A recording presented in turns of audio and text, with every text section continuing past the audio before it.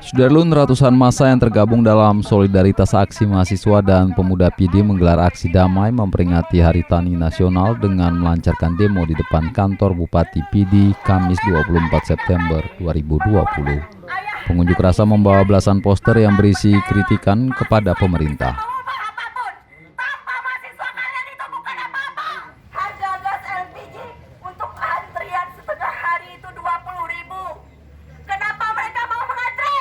Aksi demo mahasiswa dan pemuda itu turut dikawal belasan polisi yang melakukan pagar betis di depan pintu masuk kantor Bupati.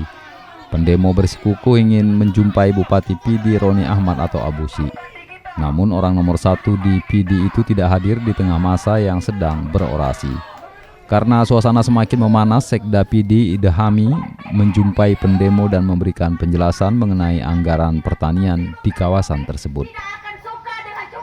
Pandu anggaran yang di sektor pertanian jauh. Nah, selain dari untuk kegiatan di dinas pertanian, kalau lu nah salah sekitar 7 miliar lebih. Kami itu dia apa yang disampaikan di kepada pertanian. Karena lu dulu secara global, karena mungkin secara lebih belum, karena ini secara global. Kalau yang selalu sekitar 7 miliar lebih. Itulah jumlah anggaran yang ada sektor pertanian dan pangan di Kabupaten PD. Itu yang Yohana salah. Detail rinciannya ada di dinas. Tidak boleh Anda pernah sampaikan. Pendemo menolak kehadiran Sekda karena tujuan mereka ingin langsung bertemu Abusi.